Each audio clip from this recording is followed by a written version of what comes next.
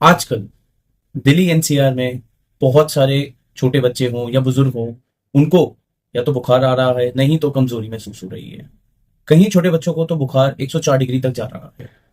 तो आज मैं आपको इस वीडियो में बताऊंगा कि जो मौसम चल रहा है, चेंज ऑफ वेदर हो रहा है, उसकी वजह से जो वायरल इन्फेक्शन हो रहा है बुजुर्गों में या बच्चों में, कैसे इससे बचें, किन किन चीजों का ध्यान रखें जिससे इस बीमारी से आप बच सकते हैं और आगे जाकर आपको हॉस्पिटल के चक्कर ना काटने पड़े। आइए जानते हैं।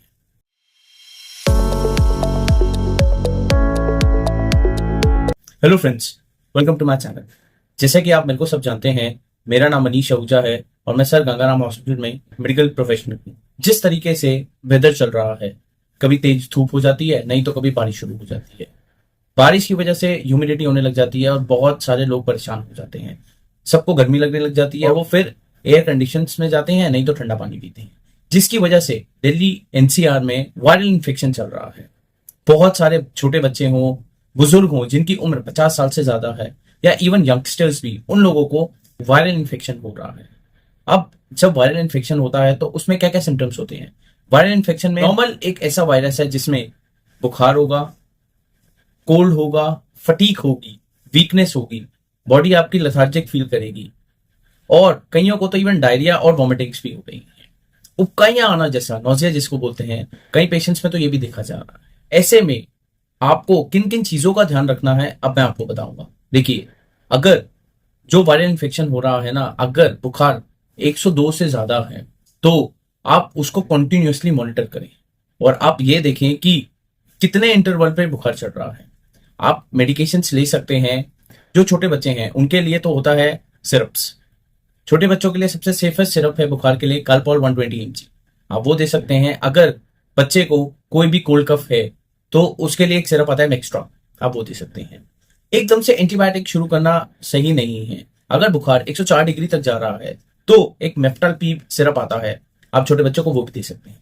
सिमिलरली जितने यंगस्टर्स हैं और जिनकी उम्र 50 साल से ऊपर है, उनके लिए है डोलो 650। अगर बुखार हाई ग्रेड है तो एक मेफ्टाल की दवाई आती है, आप वो ले सकते हैं, जिससे आपका जो फीवर है वो सेटल डाउन हो जाएगा। फीवर को अक्सर 5 दिन नोटिस करते रहें कि कितना फीवर आ रहा है। अगर हाई ग्रेड फीवर आ रहा है तो तुरंत डॉक्टर को कंसल्ट करें। उसके बाद आता है जिन लोगों को ऑलरेडी कोई ना कोई बीमारी होती है, कईयों को अस्थमा है या कोई और अदर डिजीजेस हैं, वो लोग ज्यादा इस वायरल इन्फेक्शन को कैच कर रहे हैं। तो अपना जो इम्यून है उसको स्ट्रॉन्ग करिए। अक्सर लो इम्यून वाले बंदों को ही वायरल इन्फेक्शन कैच करता है। अब मैं आपको कुछ ऐसी बातें बताऊंगा जिससे आप इस इन्फेक्शन से बच सकते हैं। देखिए, कोशिश करें अपने फेस को कवर करें, तो मास्क पहनना शुरू करें, क्योंकि ये जो बीमारी है ये एक दूसरे से ट्रांसमिट हो रही है, कंटीजियस है। उसके बाद आता है, अगर आपको वायरल इन्फेक्शन कैच कर चुका है तो आपको ये चीजों का ध्यान रखना बहुत जरूरी है। नंबर 1 आता है, आप हमेशा हाइड्रेटेड रहें, हमेशा हाइजीनिक फूड खाएं। जब भी पानी पी रहे हैं कोशिश करें पानी को तो नॉर्मल करके पिए, ज्यादा ठंडा ना पिए। उसके बाद आता है, थोड़ा हाइजीन मेंटेन रखें, हैंड वॉशिंग करें, जिसकी वजह से आपको कोई भी इन्फेक्शन ना कैच करे। और अगर आपका बुखार एकदम से नहीं उतर रहा तो डॉक्टर से कंसल्ट करके एक एंटीबायोटिक शुरू करें। एंटीबायोटिक से आपका ये बुखार सेटल डाउन हो जाना चाहिए। बट एक बात याद रखिएगा, अगर आप अस्थमेटिक हैं या आपको और कोई मेडिकल प्रॉब्लम है और अगर आपका फीवर 104 डिग्री जा रहा है तो मॉनिटर तो आपको करना ही करना है फीवर को, और अपने डॉक्टर से कंसल्ट करना है, नहीं तो आगे जाकर आपको हॉस्पिटल के चक्कर मारने पड़ेंगे। तो इस बीमारी को हम ट्रीट कर सकते हैं बढ़िया, कोई ऐसे घबराने वाली बात नहीं है।